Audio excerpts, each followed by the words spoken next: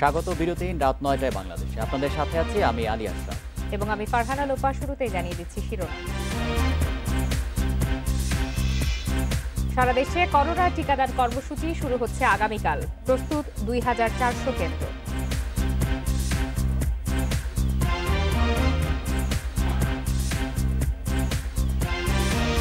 Al Jazeera প্রতিবেদন যাচাই চলছে, তথ্যগত ভুল তুলে ধরে মামলা করবে সরকার।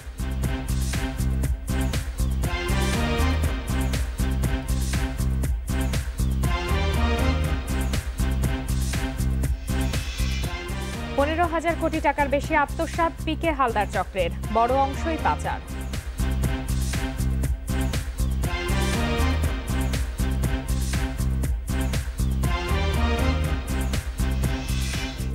আগামীকাল থেকে করোনার টিকা পাচ্ছেন দেশবাসী। প্রস্তুত ২,৪০০ কেন্দ্র। সকাল ১০টায় স্বাস্থ্যমন্ত্রী টিকা নেওয়ার মধ্য দিয়ে শুরু হবে কর্মসূচি। এরপর টিকা নেবেন স্বরাষ্ট্রমন্ত্রী, ২ প্রতিমন্ত্রী ও প্রধান বিচারপতি সহ রাষ্ট্রের গুরুত্বপূর্ণ ব্যক্তিরা। বিশ্বের ৫৪তম দেশ হিসেবে করোনার টিকা কর্মসূচি শুরু করেছে বাংলাদেশ। রাজধানীতে ৫০ হাসপাতাল ও সিটি কর্পোরেশন সহ প্রস্তুত ২০৪টি কেন্দ্র। আর ঢাকার বাইরে ৯৫৫টি হাসপাতাল সহ কেন্দ্র ২,১৯৬। প্রতি কেন্দ্রে দিনে ১৫০ জনকে টিকা দেয়া যাবে। চলবে সকাল ৮টা থেকে বেলা ২:৩০ পর্যন্ত। আমাদের সার্বিক প্রস্তুতি আমরা আলাদা আলাদা করে বিভিন্ন জায়গায় দেখছি। এখন পর্যন্ত যেটুকু আমরা জেনেছি এটি সন্তোষজনক। যারা রেজিস্ট্রেশন করেছেন ভ্যাকসিন গ্রহণ করবার জন্য, তাদের উপস্থিতিটার আমাদের দেখবার বিষয়। টিকা নিতে সুরক্ষার ওয়েবসাইটে এ পর্যন্ত নিবন্ধন করেছেন ৩.৫ লাখের বেশি মানুষ।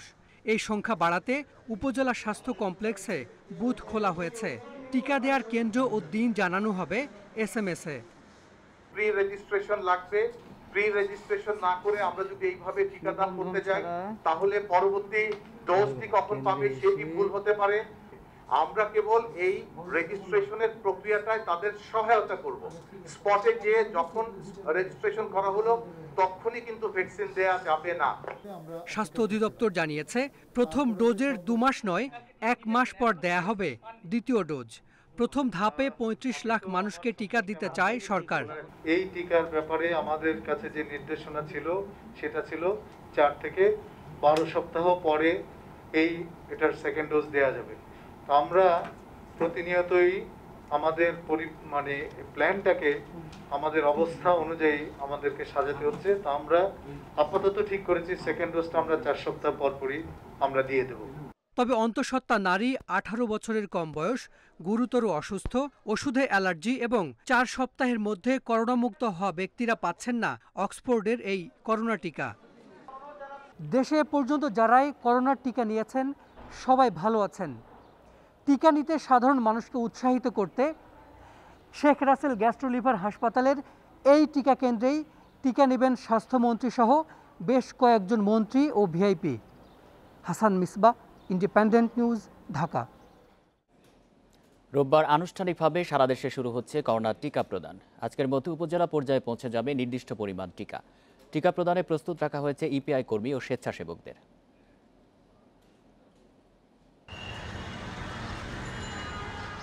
চট্টগ্রামের ১৪ উপজেলায় ২২৪টি এবং মহানগরীর ১৬টি কেন্দ্র থেকে দেওয়া হবে করোনা টিকা। এ উপলক্ষে চট্টগ্রাম মেডিকেল কলেজ হাসপাতালে আয়োজিত বৈঠকে টিকা কার্যক্রম সংক্রান্ত পরিস্থিতি নিয়ে নির্দেশনা দেওয়া হয় সংশ্লিষ্টদের। সিলেটে প্রস্তুত করা হয়েছে ১৫৩ কেন্দ্র। এর মধ্যে সিটি কর্পোরেশন এলাকায় রয়েছে ১২টি।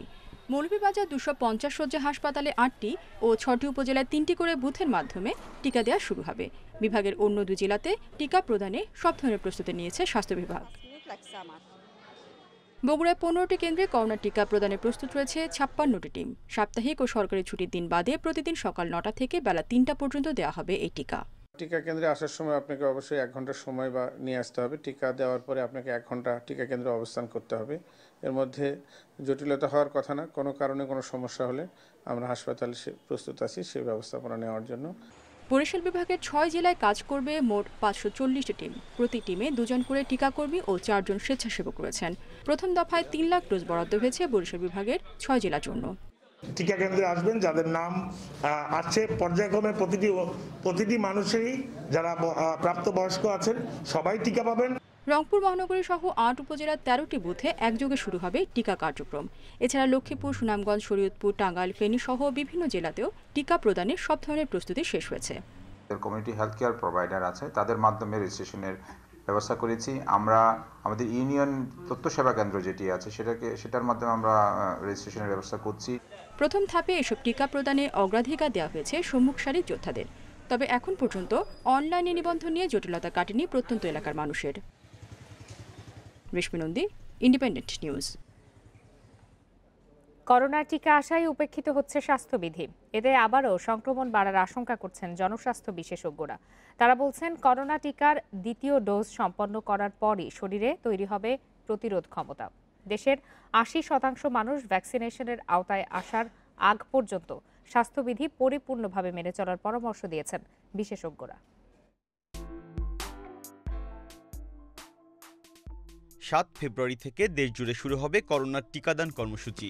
প্রথম ধাপে সম্মুখ সারির করোনা যোদ্ধা সহ ২০ শ্রেণীর মানুষকে টিকা দেওয়া হবে।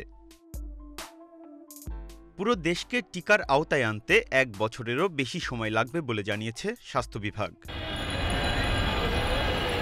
অথচ ভ্যাকসিন আসার খবরে অনেকের মধ্যেই স্বাস্থ্যবিধি নিয়ে দেখা দিয়েছে উদাসীনতা। রাজধানীতে নানা কাজে বের হওয়া ৫০%-রও বেশি মানুষ মাস্ক পরছেন না। মনে করছে যে করোনা চলে যাচ্ছেই, এই জন্য অতটা আতঙ্ক নাই, এই জন্য মাস্ক বেশি পরে না। তারপরে মাস্ক পরা উচিত, পড়তে হবে মাস্ক। অবশ্যই বাইরে তো মাত্র মাস্ক দিব এখন। হ্যাঁ, টিকা দেওয়া শুরু হয়নি সেটা ঠিক আছে, কিন্তু তাই বলে তো রোগ চলে যায়নি। রোগ তো অবশ্যই আছে আর কি, তাতে স্বাস্থ্যবিধি মেনে চলা উচিত। অনেকে আবার মাস্ক পরলেও তার যথাযথ ব্যবহার করছেন না। করোনার অন্যান্য স্বাস্থ্যবিধি মানার ব্যাপারেও উদাসীন তারা। যারা টিকা নেননি এবং যারা মাত্র ১ ডোজ নিয়েছেন তারা কিন্তু যে কোনো মুহূর্তে সংক্রমিত হতে পারে। টিকার দ্বিতীয় ডোজ নেবার পরে অন্ততপক্ষে ৪ সপ্তাহ পরে পরিপূর্ণভাবে রোগ প্রতিরোধ ক্ষমতাটা তৈরি হয়। আর যারা আমরা টিকা নিতে পারছি না বা যারা আমাদের শরীরে রোগ প্রতিরোধ ক্ষমতা হলো না, টিকা নিয়ে কার্যকরী হলো না, ততক্ষণ পর্যন্ত আমরা কেউ কিন্তু সুরক্ষিত না। কাজেই দেশের অন্তত শতকরা ৮০% বা ৭৫% মানুষের টিকা নেওয়া পর্যন্ত অপেক্ষা করতে হবে। করোনার স্বাস্থ্যবিধি না মানার বিষয়টিকে উদ্বেগজনক উল্লেখ করে অন্য দেশের মতো বাংলাদেশেও যে কোনো সময় সংক্রমণ ঊর্ধ্বমুখী হতে পারে বলে শঙ্কা জানালেন জনস্বাস্থ্য বিশেষজ্ঞরা। সবাইকে এই ভ্যাকসিনের পাশাপাশি স্বাস্থ্য সচেতনতা, স্বাস্থ্যবিধি মেনে চলতে হবে। আমাদের মাস্ক পরতে হবে, সোশ্যাল ডিস্টেন্সিং মেনটেন করতে হবে এবং হাত ধুতে করতে হবে ঘন ঘন, এবং অন্যান্য যে স্বাস্থ্যবিধি আছে সেগুলো মেনে চলতে হবে। গত বছরের ৮ মার্চ দেশে করোনা শনাক্ত হওয়ার পর নভেম্বর পর্যন্ত কখনো কখনো সংক্রমণের হার পৌঁছেছে ২০% উপর। তবে জানুয়ারির মাঝামাঝি থেকে রোগী শনাক্তের হার নেমে এসেছে ৫%-এর নিচে। Biprajit Chanda, independent news, Dhaka. দেশে করোনায় আরও ৮ জনের মৃত্যু হয়েছে। এর মধ্যে পুরুষ ৬ এবং নারী ২ জন। এ নিয়ে মোট প্রাণহানি হলো ৮,১৯০ জনের। ২০৬টি ল্যাবে ২৪ ঘন্টায় ১২,১৩৫ নমুনা পরীক্ষায় করোনা শনাক্ত হয়েছে ৩০৫ জনের। পরীক্ষা বিবেচনায় শনাক্তের হার ২.৫১%। শনিবার স্বাস্থ্য অধিদপ্তরের বিজ্ঞপ্তিতে জানানো হয়, দেশে মোট করোনা আক্রান্তের সংখ্যা দাঁড়ালো ৫,৩৭,৭৭০ জনে। সুস্থ হয়েছেন আরও ৪১৭ জন। এ নিয়ে মোট সুস্থ ৪,৮২,৮৪১ জন।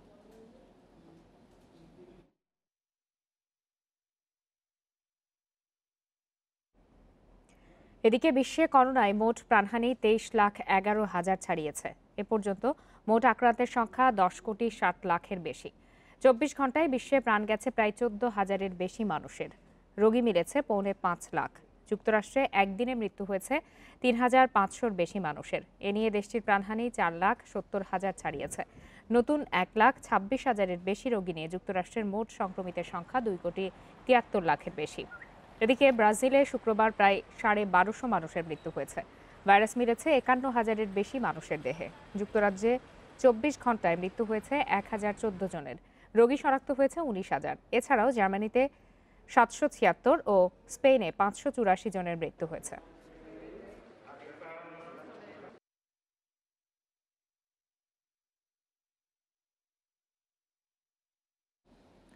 বাংলাদেশকে চিঠি দিয়ে ক্ষমতা দখলের কারণ জানিয়েছে মিয়ানমারের সেনা সরকার। তারা বলেছে, সাম্প্রতিক নির্বাচনে ১,৪০,০০,০০০ ভুয়া ভোট পড়েছে আর সেই ঘটনার সুরাহা করতেই অভ্যুত্থান ঘটানো হয়েছে। এই তথ্য গণমাধ্যমকে দিয়ে পররাষ্ট্রমন্ত্রী আরও জানিয়েছেন, আল জাজিরা প্রতিবেদন প্রশ্নে জাতিসংঘ তদন্ত করতে চাইলে ঢাকার কোনো আপত্তি থাকবে না। মিথ্যা ও বানোয়াট তথ্য দিয়ে প্রতিবেদন প্রচারের অভিযোগে কাতার ভিত্তিক টেলিভিশন চ্যানেল আল জাজিরার বিরুদ্ধে সরকার মামলা করবে বলে জানিয়েছে পররাষ্ট্রমন্ত্রী একে আব্দুল মোমেন।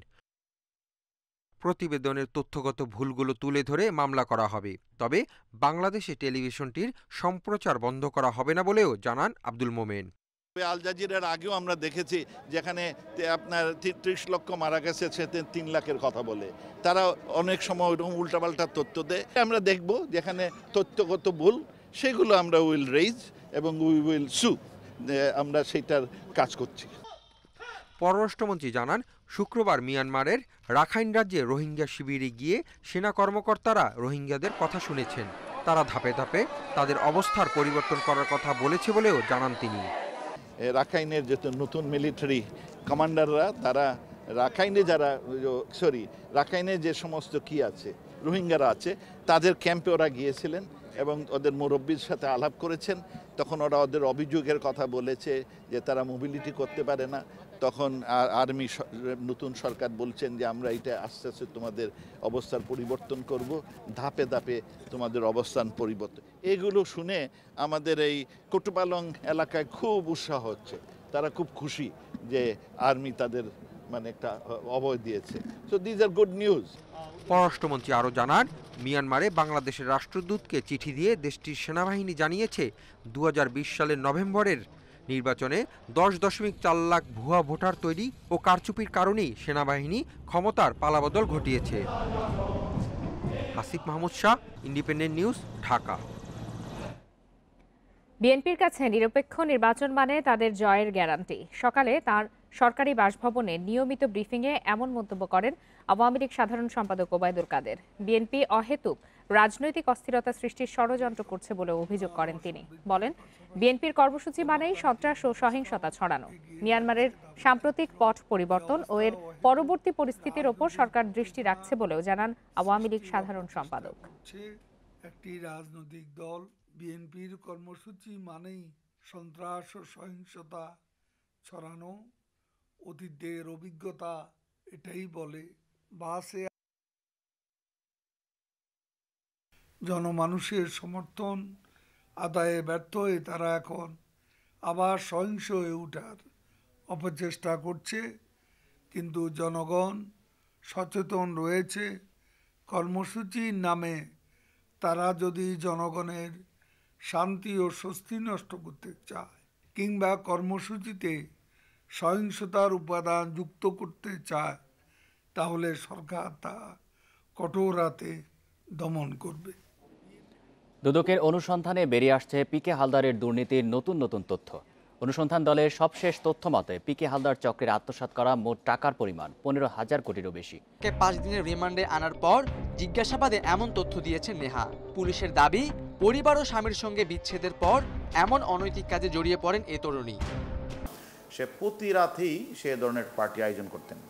তার মূল কাজই ছিল যে সমাজের বিভিন্ন জায়গায় বিভিন্ন পার্টি, রেস্টুরেন্ট, ক্লাব, এগুলি সে ওইখানে আগে বলে রাখতেন, পার্টি আয়োজন করতেন এবং ওই পার্টিতে সমাজের বিত্তশালী ছেলেমেয়েরা যারা তারাও রাতের বেলা সারা রাত ঘুরে বেড়ায়, এরকম ছেলেদেরকে তারা কালেকশন করতেন। পুলিশের এই কর্মকর্তা জানান, নেহার সাথে আর কারা জড়িত তাদের তথ্য সংগ্রহ করা হচ্ছে। একই সাথে ইউল্যাব শিক্ষার্থীদের কাছে সরবরাহ করা বিষাক্ত মদ সে কার কাছ থেকে সংগ্রহ করেছিল তা খোঁজা হচ্ছে। ডিজে পার্টিগুলির প্রতি খেয়াল রাখা এবং লাইসেন্স তারা অনুমতি করতে না পারে সেদিকে খেয়াল রাখা, অবৈধ মাদক ভার যেগুলি রয়েছে সেগুলি বন্ধ করে দেওয়া এবং ভারের নামে সেখানে যে লাইসেন্সের বাইরে মদ বিক্রি করছেন সেই সকল কর্মকর্তাদের গ্রেপ্তার করা। ডিজে পার্টির নামে যারা অসামাজিক কার্যকলাপ বা বিভিন্ন জায়গায় মদের আসর বসাচ্ছে তাদের বিরুদ্ধে অভিযান চলবে বলেও জানায় police. Khaled Raihan, independent news, Dhaka.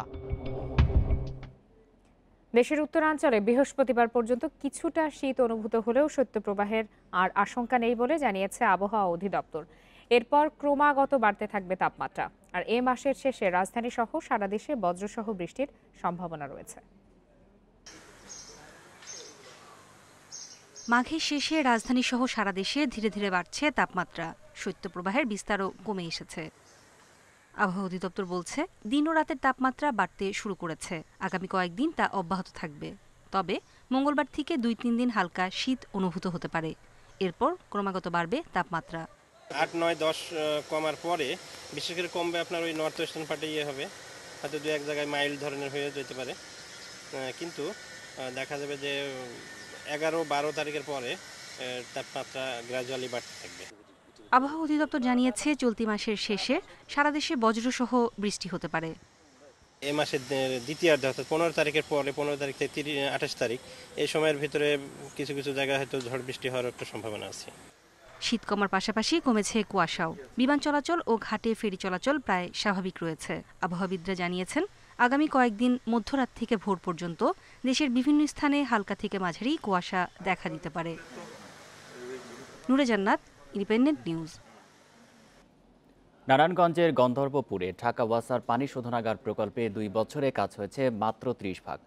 2023 সালে পুরো কাজ শেষ হবে বলে জানিয়েছেন স্থানীয় সরকার মন্ত্রী তাজুল ইসলাম। তিনি জানান, এই প্রকল্প নিয়ে কালক্ষেপণের সুযোগ নেই। সেই সঙ্গে হুঁশিয়ারি দিলেন, অযৌক্তিক কারণে খরচ আর মেয়াদ বাড়লে শাস্তির আওতায় আনা হবে।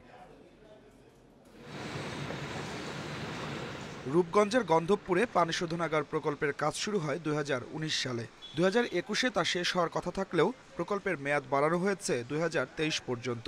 পুনর্নির্ধারিত এই সময়েও কাজ শেষ হবে কিনা তা নিয়ে দেখা দিয়েছে সংশয়। প্রকল্পের মেয়াদ বাড়ায় 3,199 কোটি টাকার কাজে এখন ব্যয় ধরা হয়েছে 5,600 কোটি টাকা। এতে সরকারের পাশাপাশি অর্থ দিয়েছে এডিবি, এএফডি ও ইআইবি। তবে প্রকৌশলীরা বলছেন, 2 বছরের মধ্যেই শেষ হবে কাজ। করোনার কারণে প্রকল্পের কাজে গতি কমে গেলেও এখন আবার পুরো দমে শুরু হয়েছে। এরই মধ্যে শেষ হয়েছে 30 ভাগ। 2023 সালের মধ্যে কাজ শেষ করার লক্ষ্য আমাদের। 82 একর জায়গার এই প্রকল্পে বসানো হবে 105 কোটি লিটার পানি উত্তোলনের ক্ষমতাসম্পন্ন ইনটেক, যার প্রথম ধাপে দিনে 50 কোটি লিটার পানি পরিশোধিত হবে। সরবরাহ করা হবে ঢাকার উত্তর পশ্চিমাংশ, বাড্ডা, গুলশান, বনানী, উত্তরা, মিরপুর সহ বিভিন্ন এলাকায়। $300 বিলিয়ন বেড়েছে এবং এটার ব্যয় বাড়ার মূল কারণটাই হচ্ছে জমি অধিগ্রহণের, যখন এটার প্রজেক্ট পাস হয় তখন জমির জন্য 1/3 পয়সা দিতে হতো, পরে 2/3, এখন বোধহয় আপনারা জানেন যে 3 গুণ সরকার বাড়িয়েছে। কাজে জমি অধিগ্রহণের পয়সাটাই মেইনলি এটা বেড়েছে, মূল জমি অধিগ্রহণ আর কিছু কাজ বেড়েছে, এছাড়া কোনো অরিজিনাল ইস্যু থেকে বাড়েনি। প্রকল্প এলাকা ঘুরে স্থানীয় সরকার মন্ত্রী জানালেন, কোনো কর্মকর্তার গাফিলতির কারণে প্রকল্পের মেয়াদ ও ব্যয় বাড়লে ব্যবস্থা নেওয়া হবে। কোথাও ত্রুটি বিচ্যুতি, দুর্নীতি এবং উদ্দেশ্যপ্রণোদিতভাবে যদি কিছু করা হয়, ইট উইল নট বিন মার্সিবল, এটা ক্ষমা করা হবে না। আমার মনে হয় আমরা we are in same alignment of our honourable prime minister. এর আগে মুন্সিগঞ্জে পদ্মা যশোলদিয়া পানি শোধনাগার প্রকল্পের কাজ শেষ হলেও সরবরাহ লাইনে ত্রুটির কারণে উৎপাদন ক্ষমতার অর্ধেক সরবরাহ করতে পারছে ঢাকা ওয়াসা। তবে গন্ধবপুরের ক্ষেত্রে সরবরাহ লাইনের ত্রুটি থাকবে না বলে জানান স্থানীয় সরকার মন্ত্রী। Adilur Rahman, independent news, Dhaka. রাত 9টায় বাংলাদেশে এবার জানাবো খেলার খবর। শুরুতে জানাবো শিরোনাম। চট্টগ্রাম টেস্টে জয়ের অপেক্ষায় টাইগাররা। শেষ দিন বাংলাদেশের দরকার 7 উইকেট, উইন্ডিজ পিছিয়ে 284 রানে।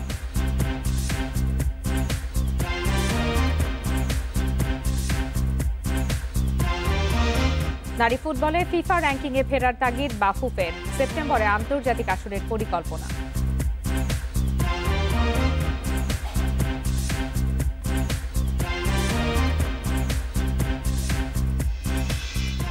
ফেভারিট ভেন্যুতে নতুন উচ্চতায় মুমিনুল হক। বাংলাদেশ অধিনায়কের দারুণ সেঞ্চুরিতে চট্টগ্রাম টেস্টে পাওয়া যাচ্ছে জয়ের সুবাস। অভিজাত ফরম্যাটে বাংলাদেশের পক্ষে সর্বোচ্চ 10 সেঞ্চুরির কীর্তি এখন মুমিনুলের। 395 রানের টার্গেটে চতুর্থ দিন শেষে 3 উইকেট হারিয়ে ম্যাচ বাঁচানো কঠিন করে ফেলেছে ওয়েস্ট ইন্ডিজ।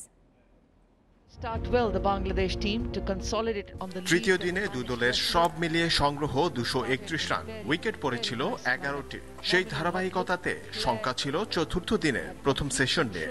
সাত সকালে সে চাপের রেশ মাত্র অনুভব করল না স্বাগতিকেরা। সপ্রতিভ সেশনে একমাত্র ব্যর্থতা মুশফিকের। প্রথম সেশনে 147 জমল টাইগারদের অ্যাকাউন্টে। না, রাতারাতি পাল্টে যায়নি সাগরিকার উইকেট। বরপুত্রের নিখুঁত টেকনিক আর সহজাত রক্ষণে আকস্মিক বশীভূত চতুর্থ দিনের ট্র্যাক। মুশফিকের সাথে 40 রানের জুটির পর লিটনকে সাথে নিয়ে নিশ্চিত করেছেন বড় লিড। পঞ্চম উইকেটে দুজনের 133 রানের জুটিতে পিছু হটেছে অতিথিরা। বড় পরিবর্তন রেকর্ড কর্নারে। সাগরিকা সপ্তম ক্যারিয়ারের 10ম সেঞ্চুরি তুলে নেন মুমিনুল হক। তামিমকে পেছনে ফেলে বাংলাদেশি কোনো ব্যাটসম্যান হিসেবে এখন সর্বোচ্চ সেঞ্চুরির মালিক দ্য ডন। 115 রানের ইনিংসে 3000 টেস্ট রানের ল্যান্ডমার্কও হলো ছোঁয়া। বহুদূর যাবার প্রতিশ্রুতি ছিল লিটনের ব্যাটেও, কিন্তু আত্মঘাতী শটে এসেছে সমাপ্তি। দুজনের দাপটে অনুভূত হয়নি সাকিবের অনুপস্থিতি। দ্বিতীয় ইনিংসে 223-এর পর অতিথিদের সামনে রেকর্ড 395-এর টার্গেট। জহুর আহমেদ চৌধুরী স্টেডিয়ামে সর্বোচ্চ 317 তাড়া করে জেতার রেকর্ড নিউজিল্যান্ডের। 12 বছর পর তার চেয়ে আরো কঠিন টার্গেটে ছিমছাম শুরু ব্রাথওয়েট ক্যাম্বেল জুটের। প্রায় অসম্ভব মিশনে অপ্রত্যাশিত সমর্থন সাগরিকার উইকেট থেকে। ব্রেক থ্রু এসেছে মিরাজের বুদ্ধিমত্তায়। এক ওভার পরে দারুণ অ্যাকিউরেসিতে ভাঙল কিম্যান ব্রাথওয়েটের প্রতিরোধ। মুসলের ব্যাকফুট কৌশল বাতিল হয়ে গেছে মিরাজের নিচু হয়ে যাওয়া বলে। বল একটু পুরনো হতেই স্বরূপে নাইম মিরাজ জুটি। তাতে নিমন্ত্রণ এসে গেছে শেষ দিনের স্পিন উৎসবে। ফেভারিট ভেন্যুর সমর্থন অকুণ্ঠ হয়নি, তারপরও ভাগ্য নিজ হাতে গড়ে নিয়েছে টাইগাররা। বরপুত্র মুমিনুলের সেঞ্চুরিতে খুলে গেছে দ্বার, বন্দরে প্রবেশ করেছে জয়ের সৌরভ। মিরাজের অ্যাকিউরেসিতে প্রায় নিশ্চিত অবতরণ। পঞ্চম দিনের উইকেটে অপেক্ষা এখন আনুষ্ঠানিকতার জন্য। Zahirul Islam, independent news, Zahur Ahmed Chowdhury stadium, Chattogram. টেস্টে বাংলাদেশের প্রত্যাবর্তনের সঙ্গে মুমিনুল হকের সেঞ্চুরিও দেখা মিলেছে। 11 মাসের বিরতি কাটিয়ে 10ম শতক পূর্ণ করেছেন বাংলাদেশের সেঞ্চুরিম্যান। সবগুলোই দেশের মাটিতে হলেও আলাদা প্রিয় জহুর আহমেদ চৌধুরী স্টেডিয়ামে সপ্তম বলে। এখন তামিমকে টপকে বাংলাদেশের সবচেয়ে বেশি সেঞ্চুরির মালিক অধিনায়ক নিজেই।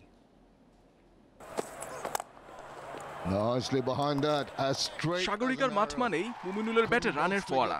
চট্টগ্রামের পয়মন্ত ভেন্যুতে প্রথম ইনিংসে ব্যর্থতার পর দ্বিতীয় ইনিংসে লিটল মাস্টারের স্বরূপে প্রত্যাবর্তন।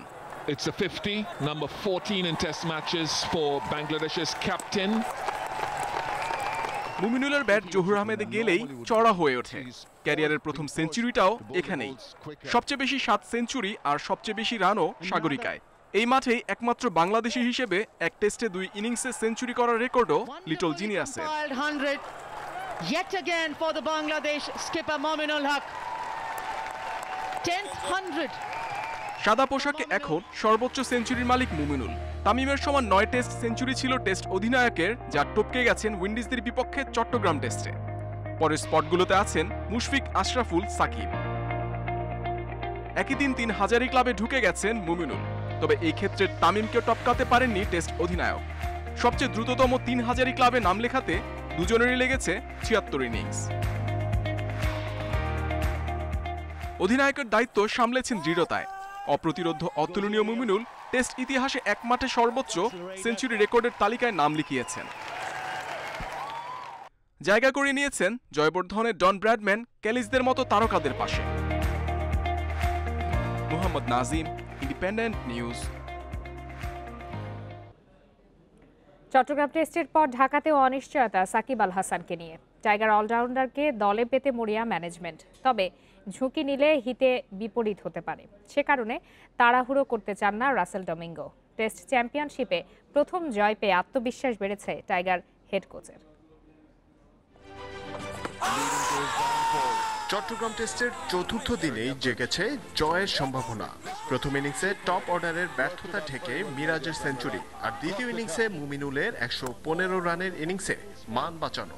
টপ অর্ডারের অন্যরা অবশ্য দুশ্চিন্তা বাড়িয়েছেন। চোটে পড়া সাকিবের অনুপস্থিতি বুঝতে দেয়নি বল হাতে মিরাজের ফর্ম। আপাতত সামলানো গেছে চট্টগ্রাম পর্ব, কিন্তু ঢাকার জন্য কৌশল কি? টাইগার অলরাউন্ডারকে ফিরে পেতে মরিয়া ম্যানেজমেন্ট। তাই বলে তাড়াহুড়ো নয়, আপাতত পর্যবেক্ষণে রাখা হয়েছে সাকিবকে। সাকিবের সাইড স্ট্রেন সমস্যার চিকিৎসা চলছে, তাকে পর্যবেক্ষণে রাখা হয়েছে। ঢাকা টেস্টে পাওয়া যাবে কিনা সিদ্ধান্ত নিতে কিছুটা সময় প্রয়োজন। সাকিব যদি ঢাকায় না খেলে তার বদলি কে হবে সেই সিদ্ধান্ত এখনো হয়নি। আপাতত মনোযোগ চট্টগ্রাম টেস্টেই। মোমেন্টাম কাজে লাগাতে চান হেড কোচ, তবে সেই জন্য দরকার আরো বেশি টেস্ট খেলার সুযোগ। আমাদের লক্ষ্য টেস্টে শক্তিশালী দল গঠন করা, কিন্তু বাকিদের তুলনায় আমরা খুব বেশি টেস্ট খেলার সুযোগ পাই না, যে কারণে ধারাবাহিক উন্নতি সম্ভব হয় না। চার স্পিনার কৌশল নিতে বাধ্য হলেও ছন্দে থাকা রাহিকে খেলানো না পারার কষ্ট আছে ডমিঙ্গোর। পেস সমৃদ্ধ বোলিং অ্যাটাক সাজাতে না পারা দুঃখ পোড়ায় তাকে। ওয়েস্ট ইন্ডিজ দল দুই অভিজ্ঞ পেসারকে ম্যাচে খেলিয়েছে। আমারও ইচ্ছা ছিল পেস কেন্দ্রিক দল গঠন করার, কিন্তু এই উইকেটে তাদের জন্য খুব বেশি সহায়তা ছিল না। Zahirul Islam, independent news, Zahur Ahmed Chowdhury stadium, Chittagong.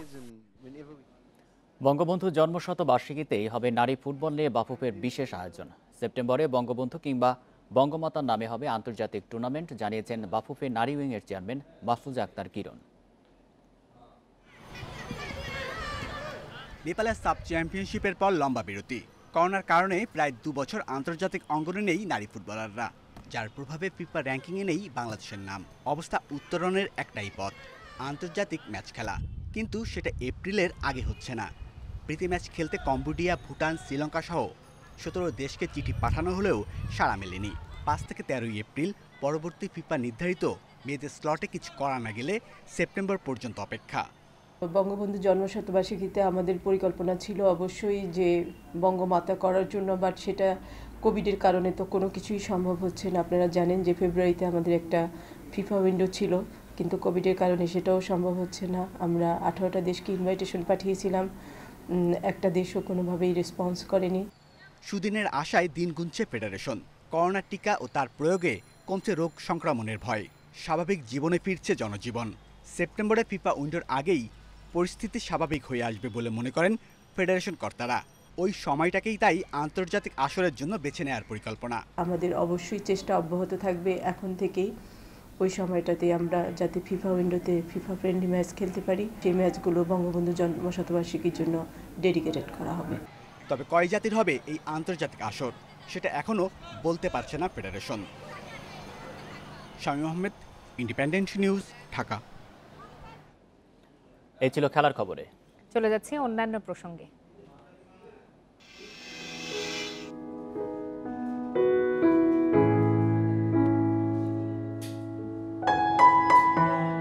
করোনার কারণে 7 মাসের বেশি বন্ধ ছিল সুন্দরবন ভ্রমণ। নভেম্বর থেকে নিষেধাজ্ঞা তুলে নেয় সরকার। সুন্দরবনের সাতক্ষীরা রেঞ্জে নভেম্বরে তেমন পর্যটক না হলেও ডিসেম্বর থেকে বাড়তে থাকে সমাগম। বন্যপ্রাণীদের কাছ থেকে দেখার আশায় দেশি পর্যটকদের পাশাপাশি বিদেশিরাও আসছেন কলাগাছি ও দেবকী পর্যটন কেন্দ্রে।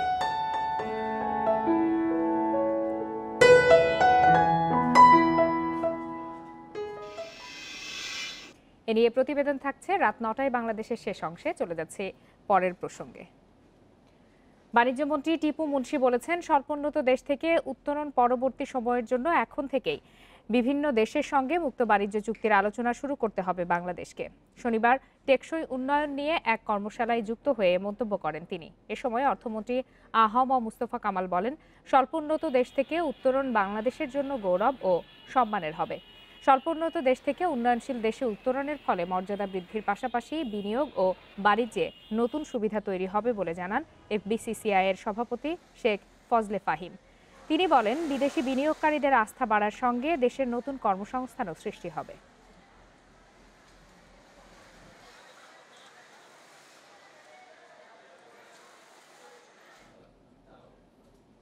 বাজারের ইতিবাচক পরিবর্তন, নতুন কোম্পানির আইপিও আসা সহ বিভিন্ন কারণে শেয়ার বাজারের প্রতি আগ্রহ বাড়ছে বিনিয়োগকারীদের। সিডিবিএল-এর হিসেবে গেল 2 মাসে 1,31,000 নতুন বিও হিসাব খুলেছেন বিনিয়োগকারীরা। তবে বিনিয়োগকারীদের শুধু আইপিও শেয়ারের জন্য না এসে দীর্ঘমেয়াদী বিনিয়োগ করার তাগিদ বিশ্লেষকদের। দীর্ঘ মন্দা কাটিয়ে চলতি বছরের শুরুতে মূল্যসূচক ও লেনদেনের পরিমাণ বাড়ে দেশের শেয়ার বাজারে। এমন অবস্থায় নিষ্ক্রিয় বিনিয়োগকারীরা আবারও বাজারে ফিরছেন, একই সাথে বাড়ছে নতুন বিও হিসাবের সংখ্যা। Central depository of Bangladesh CDBL এর তথ্য অনুযায়ী গত বছর ডিসেম্বরের শুরুতে বিও হিসাবের সংখ্যা ছিল 25,14,428টি, আর 2 মাসের ব্যবধানে ফেব্রুয়ারিতে সংখ্যা বেড়ে দাঁড়িয়েছে প্রায় 26.5 লাখে। শেয়ার বাজারের ঊর্ধ্বমুখী প্রবণতা, BSECর নানা উদ্যোগ, ব্যাংক আমানতে কম সুদের হার এবং করোনায় অন্যান্য ব্যবসার মন্দা থাকায় বিনিয়োগকারীদের অংশগ্রহণ বাড়ছে বলে মনে করছেন বাজার সংশ্লিষ্টরা। পাশাপাশি গত 2 মাসে বড় মূলধনী প্রতিষ্ঠানের IPO বাজারে আসায় তাদের আগ্রহ আরও বাড়ছে। এই যে বিও অ্যাকাউন্টের উদ্যোগতি, এটার মূল কারণ হলো IPOর যে বিধিমালাটা পরিবর্তন করেছে। এখন নতুন বিধিমালা অনুযায়ী প্রফেশনালি সবাই বিও অ্যাকাউন্ট IPOর মাধ্যমে অ্যাপ্লাই করলে সবাই প্রফেশনালি শেয়ার পাবে। এদিকে শেয়ার বাজারে বিনিয়োগকারীর অংশগ্রহণ বাড়াকে ইতিবাচক বলছেন বিশ্লেষকরা। বিনিয়োগের পরিবেশ ধরে রাখতে বাজারে নতুন IPO আসা জরুরি বলে মত তাদের। IPO শেয়ার পাওয়ার জন্য বিও অ্যাকাউন্ট খুলে থাকে, এটাকে আমি ডিসকারেজ করব। সত্যকারের বিনিয়োগকারী যারা টাকা পয়সা নিয়ে আসবে বিনিয়োগের জন্য, তাদের IPO অ্যাপ্লাই করার এলিজিবল হওয়া উচিত, এবং কারণ তারা বিনিয়োগ করবে এবং বিনিয়োগে তারা যে টাকা লাভজনক পাবে তার কিছু অংশ তারা নিজেদের জন্য ব্যয় করবে, পরবর্তী টাকাটা তাদের থাকবে পুঁজিবাজারে। বাজার স্থিতিশীল করতে মানসম্পন্ন প্রতিষ্ঠানের তালিকাভুক্তি, আইনের সঠিক প্রয়োগ সহ নিয়মিত তদারকির তাগিদ বিশ্লেষকদের। কপ্তিয়া মুমতাহানা, ইন্ডিপেন্ডেন্ট নিউজ, ঢাকা। বসতবাড়ি পাচ্ছে 3,500 ক্ষুদ্র নৃগোষ্ঠী পরিবার।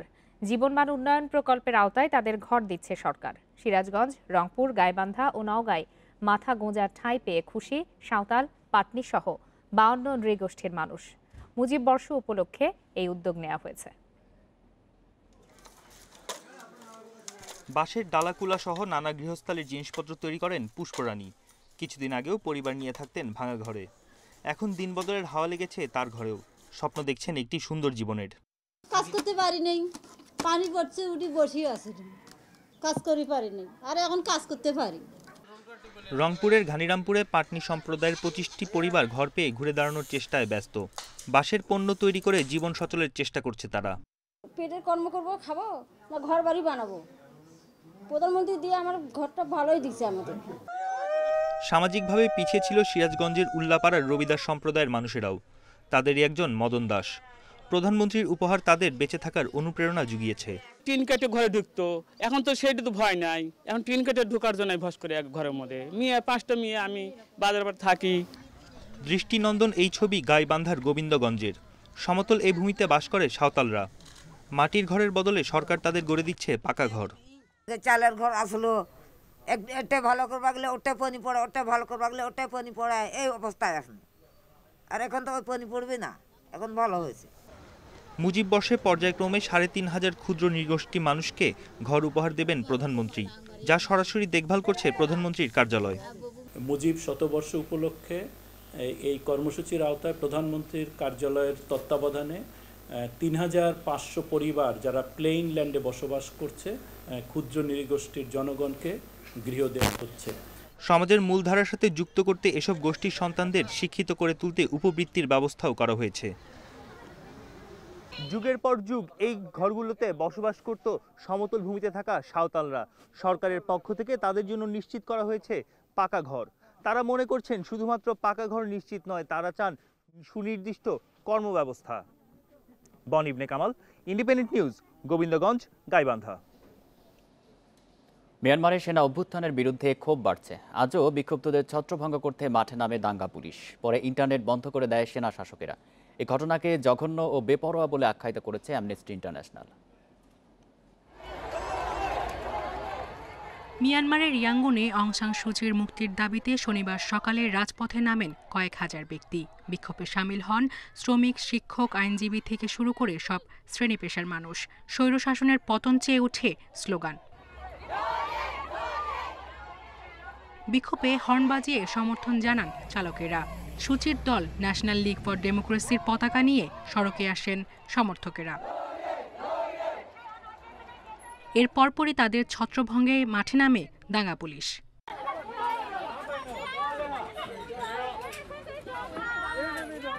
সামাজিক যোগাযোগ মাধ্যমে বিক্ষুব্ধরা যাতে সরব হতে না পারে সেজন্য ফেসবুকের পর বন্ধ করে দেওয়া হয় টুইটার, ইনস্টাগ্রাম। পরে পুরোপুরি বন্ধ করে দেওয়া হয় ইন্টারনেট। সেনা শাসকদের এই পদক্ষেপকে জঘন্য ও বেপরোয়া বলে আখ্যায়িত করেছে অ্যামনেস্টি ইন্টারন্যাশনাল। অভ্যুত্থানের পর মিয়ানমারের সেনাবাহিনীর কাছে নাগরিক আটক থাকার খবরে উদ্বেগ জানিয়েছে অস্ট্রেলিয়া সরকার। ইয়াঙ্গুন ছাড়াও অস্ট্রেলিয়ার মেলবোর্ন ও তাইওয়ানের রাজধানী তাইপেতে সূচির মুক্তির দাবিতে বিক্ষোভ হয়েছে। 1 ফেব্রুয়ারি ক্ষমতা দখলের পর দেশজুড়ে জরুরি অবস্থা জারি করে মিয়ানমার সেনাবাহিনী। সায়রা খান, ইন্ডিপেন্ডেন্ট নিউজ। ফিলিস্তিনি অধ্যুষিত অঞ্চলগুলোতে হওয়া যুদ্ধাপরাধ এবং নৃশংসতা তদন্তের এখতিয়ার আছে বলে জানিয়েছে আন্তর্জাতিক অপরাধ আদালত। শুক্রবার এ সংক্রান্ত একটি রায় ঘোষণা করা হয়েছে, তবে আইসিসির এই রায় প্রত্যাখ্যান করেছে ইসরায়েল। এই রায়ের মাধ্যমে তদন্তের পথ আরও প্রশস্ত করল আদালত। এর আগে এ বিষয়ে পর্যাপ্ত তথ্য প্রমাণ নিয়ে ইসরায়েল ও হামাস বাহিনী উভয়ের বিরুদ্ধে তদন্তের আহ্বান জানান আদালতের prosecutor ফাতু Bensouda.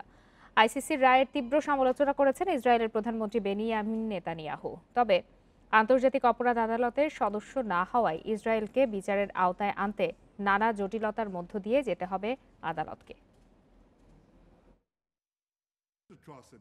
Like the Nazi Holocaust against the Jewish people is now targeting the one state of the Jewish people. পর্যটকে মুখরিত সুন্দরবনের সাতক্ষীরা রেঞ্জ। দেশি পর্যটকের পাশাপাশি বিদেশিরাও আসছেন সুন্দরবনের সৌন্দর্য উপভোগ করতে। অবকাঠামোগত সমস্যা দূর হলে দর্শনার্থী আরও বাড়বে বলে মনে করছেন অনেকে। করোনার কারণে 7 মাসেরও বেশি সময় বন্ধ ছিল সুন্দরবন ভ্রমণ। গত বছরের 1 নভেম্বর থেকে নিষেধাজ্ঞা তুলে নেয় সরকার। সুন্দরবনের সাতক্ষীরা রেঞ্জে নভেম্বরে তেমন পর্যটক না হলেও ডিসেম্বর থেকে বাড়তে থাকে সমাগম। বন্যপ্রাণীদের কাছ থেকে দেখার আশায় কলাগাছি ও দেবেকি পর্যটন কেন্দ্রে আসছেন অনেকেই। দেশি পর্যটকদের পাশাপাশি বিদেশিরাও ভ্রমণ করছেন সুন্দরবন। দেশের সবচেয়ে বড় বন একটু দেখার ইচ্ছা জাগছে, যে কারণে আমরা এসেছি। সুন্দরবন নাকি অনেক শুনছি, অনেক বড় ম্যানগ্রোভ বন, আর এখানে আছে বাঘ, হরিণ, বান্দর, এগুলো দেখার জন্যই আর কি আসছি এখানে। সেই সুন্দরবনের সৌন্দর্য দেখে আমি তো মুগ্ধ হয়ে গেলাম, কিন্তু আমি চাচ্ছি আমার কলকাতায় ভাইরা বন্ধুরা যারা আছে তারাও দেরকে উদ্দেশ্য করে বলছি তোমরা আসো এখানে। সুন্দরবন দেখে তৃপ্ত হলেও পর্যটকদের জন্য প্রয়োজনীয় অবকাঠামো না থাকায় আক্ষেপ প্রকাশ করেছেন অনেকে। তারা বলছেন প্রয়োজনীয় সুযোগ সুবিধা নিশ্চিত করা গেলে আরও বাড়বে দর্শনার্থী সমাগম। মানে এখানে আসলে সবকিছুর ব্যবস্থা যদি থাকতো তাহলে আমারও মানুষ আমাদের মতো অনেকে আসতো, কিন্তু এই ব্যবস্থা নাই বলে অনেকেই আসে না। তবে সুন্দরবন কেন্দ্রিক পর্যটনের সুবিধা বাড়ানোর উদ্যোগ চলমান আছে বলে জানিয়েছেন জেলা প্রশাসক। জেলা প্রশাসন এখানে আমাদের নিজস্ব উদ্যোগে আমরা একটি ইকো রিসোর্ট তৈরি করেছি। সেখানে শিশুদের জন্য আমরা একটি ছোট বিনোদন কেন্দ্র গড়ে তোলার চেষ্টা করছি। পাশাপাশি এখানে যারা পিকনিকে আসে তাদের জন্য আমরা এখানে একটি ভালো পার্কিংয়ের ব্যবস্থা করেছি। ডিসেম্বরে সাতক্ষীরা রেঞ্জে সুন্দরবন ভ্রমণে এসেছেন 4500 পর্যটক। জানুয়ারিতে এই সংখ্যা ছিল 6500। Independent news desk. এ ছিল বিরতিহীন রাত 9টায় বাংলাদেশ। ইন্ডিপেন্ডেন্ট টেলিভিশনের সব খবরের আরো বিস্তারিত জানতে চোখ রাখুন ফেসবুক, ইউটিউব আর টুইটারে।